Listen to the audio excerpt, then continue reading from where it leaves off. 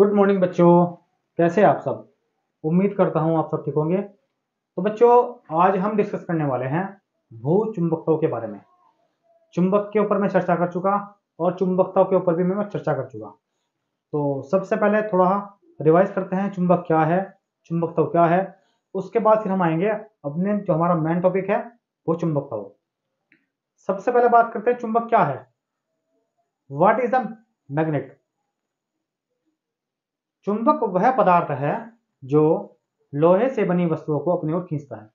मान लो आपके पास कोई लोहे का पदार्थ है, ठीक है, और ये चुंबक है, तो ये क्या करेगा, इस पे फोर्स लगाएगा, अपनी ओर खींचेगा इसको। अगर आपके पास छोटा टुकड़ा होगा लोहे का तो वो इस पे चिपक जाएगा, और अगर आपके पास बड़ा टुकड़ा होगा तो इनके बीच में क्या हो जाएगा, एक बल लगेगा, आकर्षण बल। तो चुंबक वह होता है जो लोहे से बनी वस्तुओं को अपनी ओर खींचता है, अपनी ओर आकर्षित करता है, और चुंबक के इस गुण को ही बोलते हैं हम चुंबकत्व। राइट। आज हम पढ़ेंगे भू चुंबकत्व के बारे में। भू चुंबकत्व क्या है, तो सबसे पहले जानेंगे भू चुंबकत्व क्या है, फिर भू चुंबकत्व के कुछ ये पद हैं, इंपॉर्टेंट पद, इनके बारे में चर्चा करेंगे। भू चुंबकत्व क्या है। भौतिक विज्ञान की वह शाखा जिसके अंतर्गत पृथ्वी के चुंबकत्व का अध्ययन किया जाता है उसको हम बोलते हैं भू चुंबकत्व। भू चुंबकत्व क्या बेटा है, भौतिक विज्ञान की वह शाखा है जिसके अंतर्गत पृथ्वी के चुंबकत्व का अध्ययन किया जाता है। भू बोलते हैं पृथ्वी को, भू धरा वसुंधरा, ये पृथ्वी के क्या है, पर्यायवाची हैं। राइट। तो भौतिक विज्ञान की वह शाखा जिसके अंतर्गत पृथ्वी के चुंबकत्व का अध्ययन किया जाता है। राइट।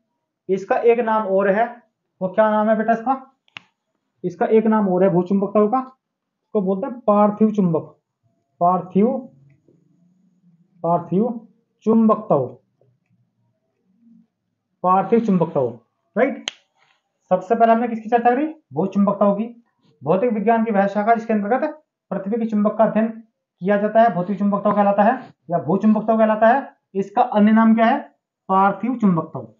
अब इसके बाद बात करते हैं, जो आपके पास भू चुंबकत्व है इसके कुछ महत्वपूर्ण पद हैं। कौन कौन से पद हैं, एक एक के ऊपर चर्चा करेंगे। पहला पद आपके पास है बेटा भौगोलिक अक्ष। भौगोलिक अक्ष तो क्या परिभाषा होगी इसकी, पृथ्वी के उत्तरी ध्रुव तथा दक्षिणी ध्रुव को, आपके पास पृथ्वी है, एक उसका उत्तरी ध्रुव है, एक दक्षिण ध्रुव है, उसको मिलाने वाली रेखा को भौगोलिक अक्ष कहते हैं।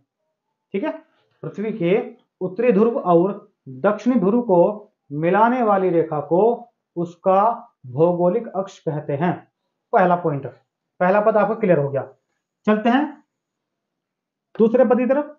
दूसरी हेडिंग हमारे पास है बेटा भौगोलिक निरक्ष।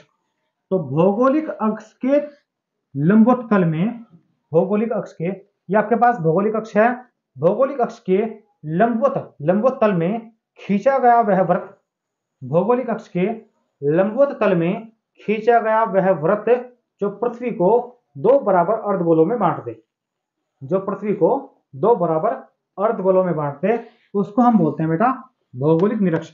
देखो, भौगोलिक अक्ष के लंबवत तल में खींचा गया वह वृत्त, वह सर्किल जो पृथ्वी को दो बराबर अर्धगोलों में विभाजित कर दे या बांट दे, उसको हम बोलते हैं भौगोलिक निरक्ष। राइट। तो दो क्लियर हो गए। तीसरी हेडिंग हमारे पास है बेटा, एक आपके पास है चुंबकीय अक्ष, एक आपके पास क्या है बेटा, चुंबकीय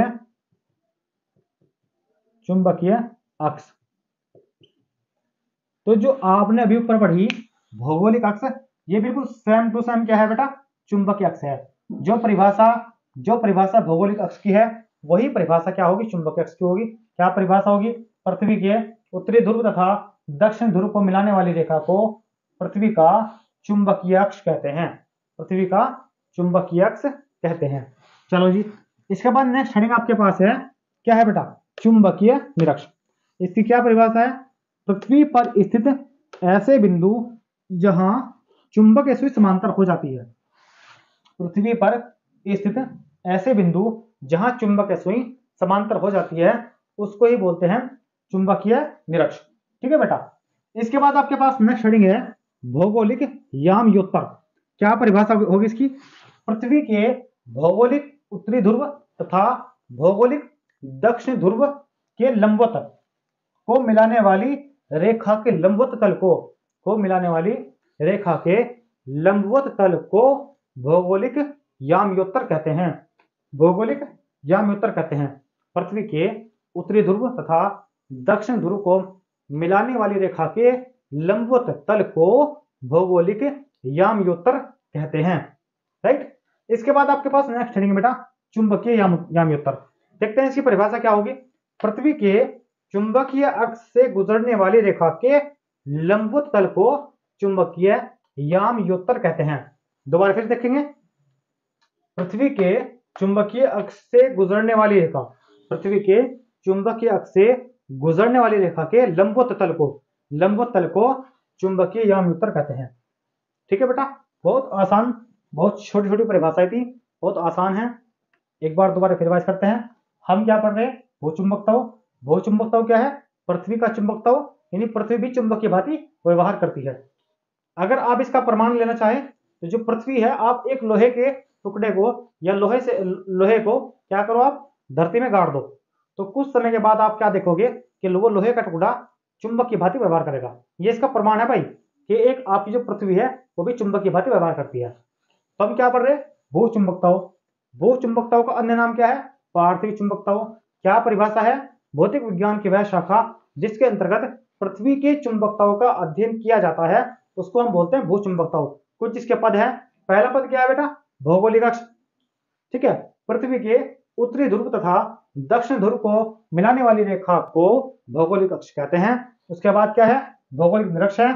तो भौगोलिक अक्ष के लंबवत तल में खींचा गया वह वृत्त जो पृथ्वी को दो बराबर अर्धगोलों में बांट दे, दो बराबर अर्धगोलों में विभाजित कर दे, उसको हम बोलते हैं भौगोलिक निरक्ष या भौगोलिक निरक्ष कहलाता है।